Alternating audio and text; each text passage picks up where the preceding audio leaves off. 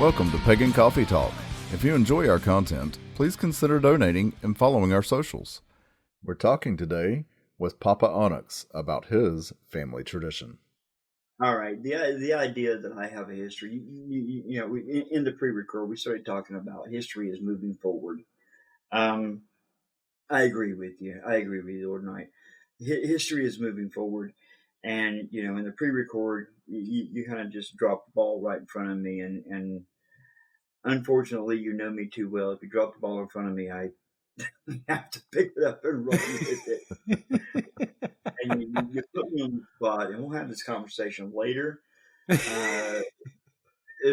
because you've extended the offer for me to come down, me and my lady to come down and be with you on Samhain, and we've accepted, and I'm gracious. I'm grateful for that. One of the things about we have a little bit of a different. We have some different terminology, so if I throw some terminology at you that you don't use, then draw me back in. We have different terminology. We don't call ourselves a tradition. We call ourselves a family. And one of the reasons we do that is when you're born into a family, there is no mechanism for removal.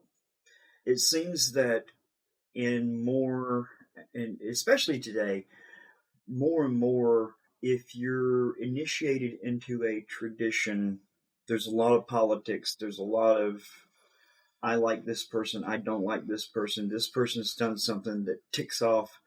What's our rating here? It's put out for adults only. Okay, so don't pick off too many people. This person has done this, and I don't like them, and there's too many politics. There's politics here, there's politics here. I've blacklisted, we've done this, and it seems like the new PC term is warlock. I've warlocked this person's warlock. Well, in our family, just like in a biological family, if you're born into a family, you don't get out of it. I don't care how much you don't like your brother's your brother. There is no mechanism for release. There's no mechanism for relief on that. Once you come into our family, once you're chosen and you have chosen to become a part of that family, then that's it.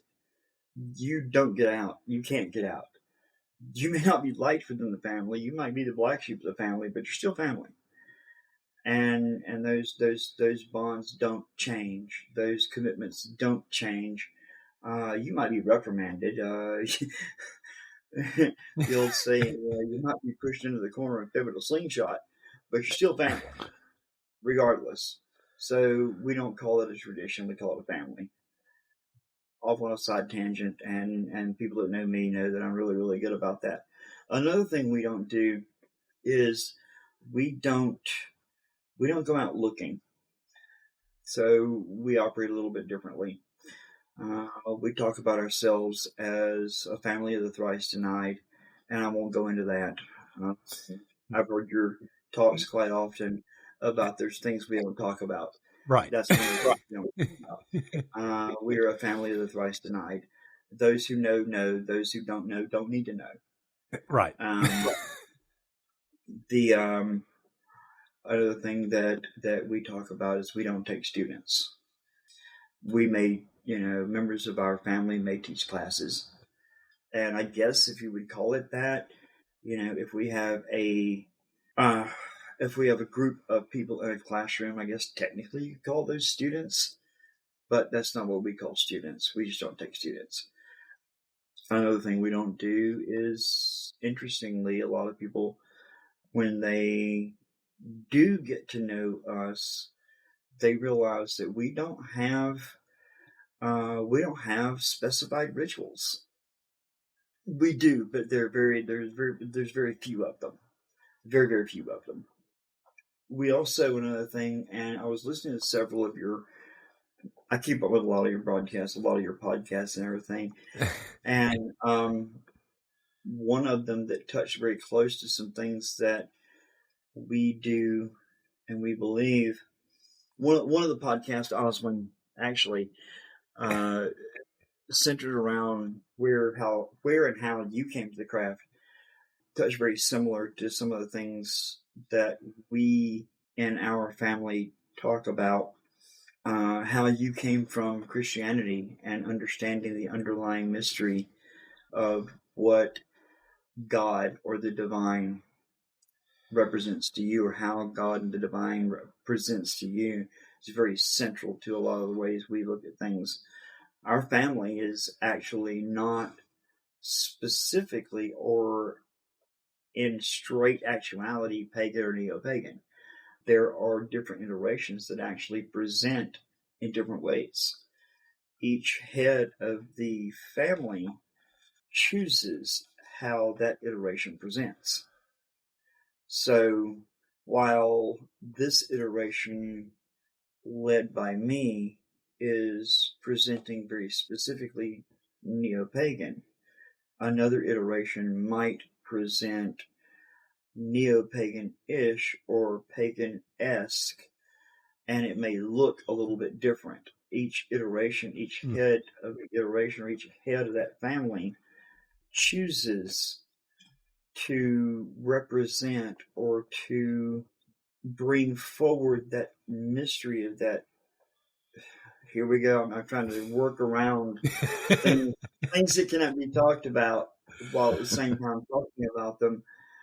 Each head of each family iteration chooses how to present or how to guide toward those mysteries based on the current culture, icons, metaphors. Metaphors is a word that I use a lot. Don't get lost in the metaphor.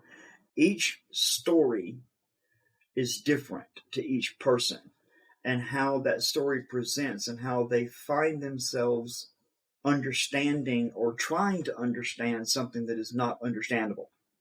I believe that we are all looking for and at the same ineffable mystery. And I believe that we all understand it's there. And we all feel it. And that regardless of how we try to understand it, and when I say we, I'm talking about all of us, all of humanity, throughout history, throughout every culture. I don't care what year, what part of the globe, what culture, it doesn't matter. We all feel it. We feel that pull, we feel that draw toward something. What that something is ineffable. And as soon as we try to describe it, as soon as we try to name it, as soon as we try to put any adjective or any explanation to it, we've already put God in a box. Mm-hmm. We've already limited it. As soon as we try to picture it, as soon as we put any adjective to it, we've already limited it. But we still try. We're driven to try. And I believe that numinosity, that numinous, which in and of itself already limits it, that numinosity is what we're looking for. Is what we're driven for. But just because we understand that we cannot understand doesn't mean we shouldn't try to understand. That striving toward that understanding is the journey, and the journey is the destination. And that journey is what enriches us. And that everyone's journey is different. And that's the beauty of it. And that as long as we respect that each person's journey is different, and that as long as that journey fulfills the soul, broadens the horizon, and fulfills the soul, and fills the heart, then that is the right journey for that person. That doesn't mean it's the right journey for me. But as long as it fulfills the heart, fulfills the soul for that person, and that journey is not impinging on the journey of another, then that's a good journey for that person. And that's what I feel is a good path. I was approached by a young lady young to me, which kind of doesn't narrow the field a whole lot. But I was a young lady. We were standing in a shop, a metaphysical shop. We were talking. A few of us were talking, and she comes to me and she says, "I don't know what path I'm on. I've looked all over the place. I've looked at the Celtic path. I've looked at the Norse path. I've looked at this. I've looked at that, and I've looked at that, and I looked at her. I said, "Hon, it's easy to know what path you're on. It's this very simple thing." She goes, "Really?" I said, "Yeah, just look at your feet." She goes, "What?" I said, "Look down. Look at your feet." She goes, "What do you mean?" I said, "Look at your feet. What path are you walking? Because that's the path you're on. And what other path you're walking, that's the path you're on." She goes, "Well, I don't know what to call it." I said, "Well, therein lies the rub. Every single one of us are looking for a label to put on the path that we're on. Because you're on your own path. You can be on no other path but your own." I said, "The label of your path is nothing more than the label, and that's the starting point for the discussion when you're trying to explain what you believe." Mm-hmm. I said, "That's all it is. It's just a label. It's just a starting point for the discussion. So it doesn't matter what you call it. It's your path." Well, and I think a lot of times we get stuck on the labels. We just get, it's, too many people, well, what do I call it? What do I call it? Don't matter what you call it. You don't even have to call it anything. It's your path. See, most people nowadays seem to be obsessed. I have to have a label. Yes, that's what I'm talking about. When we were coming up, we were all like, no, we all reject all labels. What happened? I don't know what the obsession is with labels. I don't. I don't realize, I don't understand what the obsession is with label. Everybody's got to have a label. And I think that one of the problems we have, one of the challenges, I don't like the word problem. I always go to it. I guess it's because it's programmed into me about the culture. Mm-hmm. But I don't like the word problem. I'm trying to reprogram myself to say challenge or hurdle or something like that. The whole NLP thing. Right. But one of the challenges that I see in today's world is that everybody seems to have a label. But they reject the fact that if I say that I'm Celtic, well, no, not really. So they had to put an adjective on that. Well, I'm Neo-Celtic. Well, no, not really. I'm Paleo-Neo-Celtic. Oh, well, not really.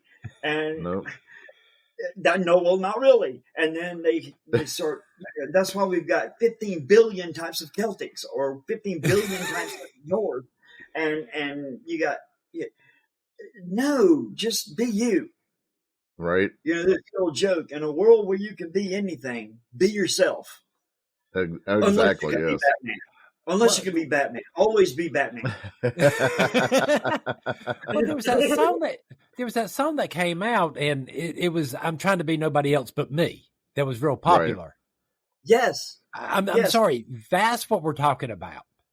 Just be yourself. Here's an interesting thought that that I threw out many, many years ago, and it seemed to catch on for a little while, and then people rejected it, of course, probably because it fell out of my mouth.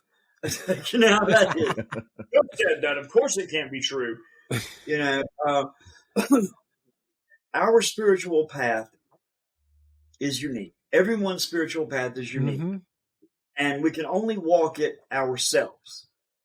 So, doesn't that make everybody's spiritual path the hermit's path? Yep. Everybody's spiritual path. Everybody's spiritual path is lonely. It is by yourself. It is only on your own. It is the hermit's path. And everybody's path is different. But everybody's path eventually leads to the same place. And that same place is back to yourself. Because if we look at a lot of texts, you're not going to pull out references and everything. But if we look at the charge of the goddess, right? And I'll paraphrase you. I don't have it in front of me. And both you, Oswin and Knight, both can probably correct me on the exact wording of this.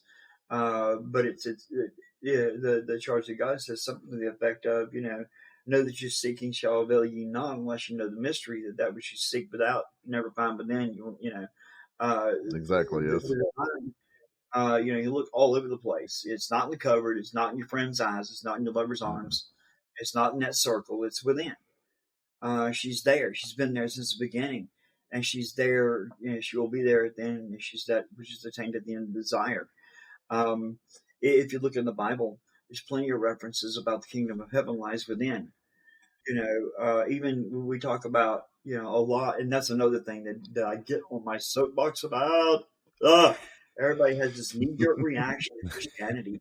One of the wisest people in the world that in my opinion, has said it's not your Christian, it's not your Christ that I have the problem with, it's your Christians. Mm-hmm. What was the wait a minute? What was the old saying? God, please save me from your followers. Yeah, or Jesus, please save me from your followers. Right. Even in one of the most awful, I shouldn't say that. Oh my goodness, I shouldn't say it that way. But if you look at the translations and the translations of mistranslations and the misinterpretations, even the King James version, if you look at that and you just take the red letters away, there is not a whole lot there that I can take an issue with. Mm-mm. There's not much. Probably, it's been since Christ was a corporal, since I've the James version and looked at it, but I'm not remembering too much. I'm not remembering anything in the red letters that I can take issue with. But by the same token, I pick up LaVey's work, and if you take the Carney speak out of it, right. if you take the Carney speak out of it, there's not a whole lot there I can take issue with either. If you take the Carney out of it, LaVey was a Carney, and he wrote from a Carney point of view. But if you take the Carney speak out of it, you talk about things like, you don't disrespect a man in his own house kind of stuff. I can't take issue with that. No. I tell people that one of the main differences between, if you can call LaVey's work, the theology behind LaVey's work, because the fact that he's, non-theist or atheist. He's not non-theist, he's atheist. No, actually, I guess you would consider him non-theist because he's humanist. Because I guess that would be non-theist. But if you take LaVey's work and you boil it down, take the Carney out of it, and look at what he's actually saying.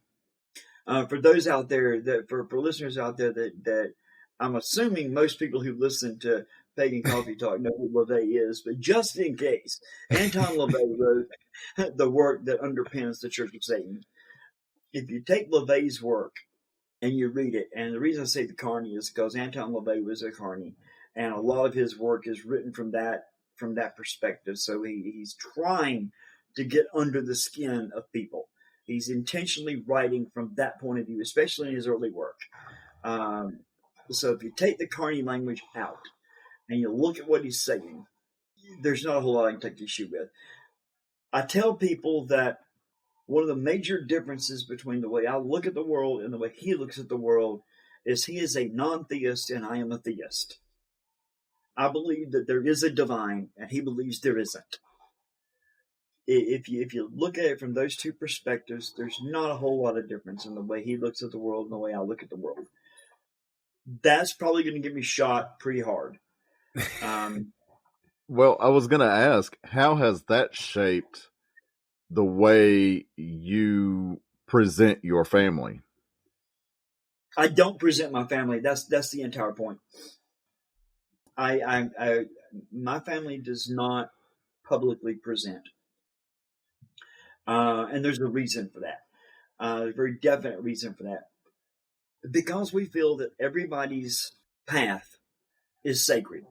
Because we feel that every tradition, every religion, every presentation, every journey to the divine that brings fulfillment to the soul is valid for that person. And we, going back to the family of the thrice denied, we don't present the family. And that's a very critical difference in the way we go about doing things. We don't do anything publicly. We're, and there's a big difference between, we're not all secret squirrel or anything like that. We are very free to join traditions, to join churches, to join synagogues, to join whatever. There are family members who are members of the Church of Satan, because the Church of Satan, being secular humanists, the Church of Satan believes that the highest part of creation, they don't call it creation, but the highest part of us is us. If that fulfills the soul, if that fulfills the part of the numinous seeking, then so be it. If that makes the person fulfilled by feeling that the Appalachian came out, feeling is the same thing. It's that southern speak.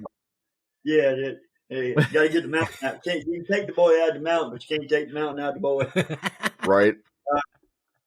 If that fulfills the feeling that we are special, if that is the fulfillment of that seeking of the numinosity, and that brings that numinosity to them, then so be it.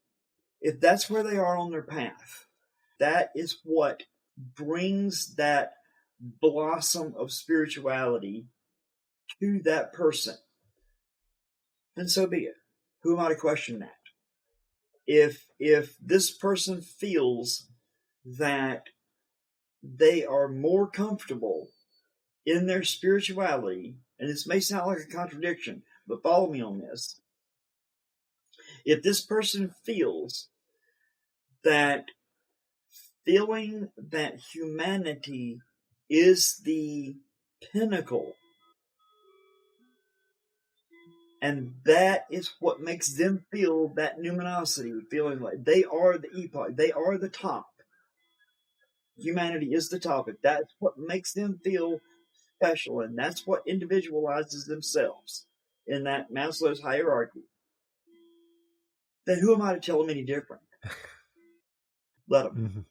As long as they're not stepping on anybody else, as long as they're not out there beating down Christians and beating down Muslims and beating down pagans and beating down whatever, and let them. And the divine love them for being out there fighting for my right of separation of church and state. Mm-hmm. Divine love them because they're out there fighting for my constitutional rights. Right. Whether I agree with how they're doing it or not, they're doing a good job. They're doing a good thing. So how does that play into my beliefs and my family? Well, I disagree.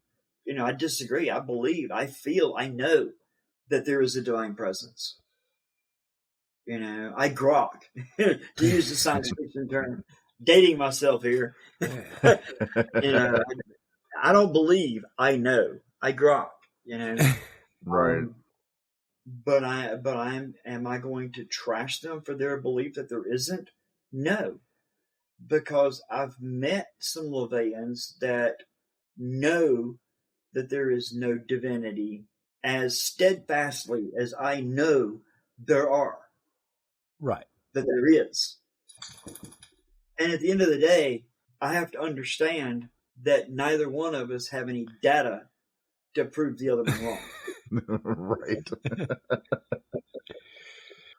We trust me, we understand it is a stalemate argument. You can't prove it one way or the other. Mm-mm. I mean, we realize this, but it's fun trying sometimes. It is. And as long as you're talking to someone and debating and arguing with someone, arguing in the classical sense, not the verbal fight. Right. And a lot of people don't understand that in today's world. Repetition and volume does not win an argument. No. Argument does not mean in its classical sense verbal fight. But as long as you're arguing with someone that has more than 2 living brain cells, it's very fun. I enjoy a good argument, where you're attacking the idea and not the person. Let me ask you, have you noticed this? It seems to be that people seem to have gotten it into their head that if people don't believe the way I do, somehow that affects the way I believe. Oh, absolutely. I've seen that. I don't understand, because how does my beliefs affect you? I just recently I did a blog. I don't like that word, blog.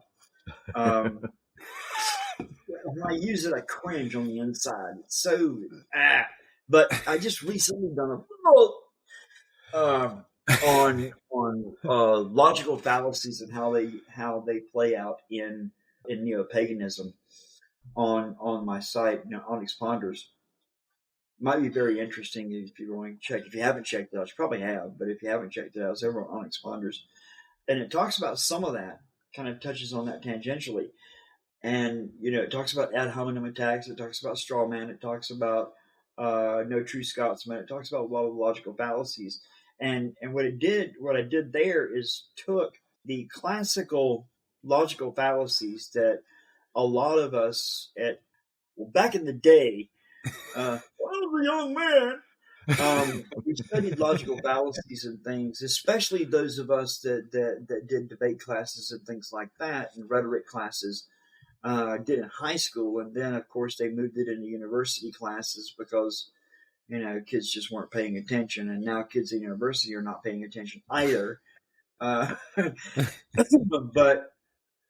in rhetoric and debate, philosophy and things like that, we studied logical fallacies, slippery slope and all this kind of stuff. But one of the things we haven't done, or at least I haven't seen happen, is how those classical logical fallacies play into neo-pagan philosophy and thought. Okay. So what I did is I took those classical logical fallacies and took that template and played it over into how our arguments happen in the postmodern neo-pagan world. Because let's face it, we're in postmodern neo-pagan thought right now. Right. It took us 70 years to get there. 70 years. Can you figure that? 70 years. Well, I never said we move fast. Talking about history, moving, right? And we're starting to coalesce things. Right. And, we just pluck one out of the air, the no true Scotsman fallacy. We see that all the damn time. For those of you that are not familiar with the no true Scotsman fallacy, we see it all the time, right? Real witches don't do that. Why do you do that when I'm over drinking? Real witches don't do that. Well, I've been a real witch since I stepped into an initiatory circle back in the November of it. And I've done that since day one. Your parents weren't even born when I stepped into a circle, and you're telling me I'm not a real witch? All right, y'all need some coffee? I need coffee. Yeah. Thanks for listening. Join us next week for another episode. Pagan Coffee Talk is brought to you by Life Temple and Seminary. Please visit us at lifetempleseminary.org for more information, as well as links to our social media: Facebook, Discord, Twitter, YouTube, and Reddit. We travel down this trodden path, a maze of stone and mire.